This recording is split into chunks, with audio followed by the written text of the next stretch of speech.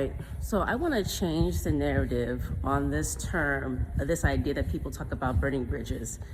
I talked about this before with other people where I said, like, if you know anything about physics, if you've done anything with like building bridges, done contests, I've done building bridges contests where I've won. I was really good in physics.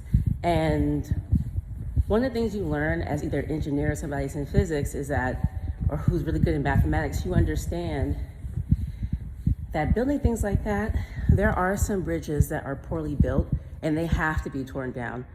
And you should burn those bridges. So using that as the physical representation of burning bridges and how some bridges should not be built, some bridges you should not walk through again because they're dangerous, they might get you killed.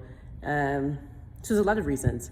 So here's another idea of burning bridges. Let's take the victim blaming, and put it on the people who've done what they've done. What do I mean? People burn bridges with you all the time and they think they can walk across that bridge again. No, there isn't. And what do I mean by this? People will say to me, oh, why didn't you just suck it up and take that abuse you were taking? I've been doing that and it made me sick and I almost died from it. There are worse things than death.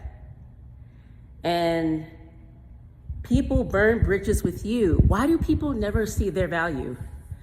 Why do they always see their value through the lens of like, oh, I don't want to burn that bridge because maybe I might need that person? No, they burned your bridge.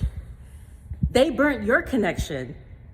Think of it like that. They did this. They created this a situation where they can no longer come across this path ever again. So when people are trying to make it seem like, oh, you don't burn bridges, they burned the bridge.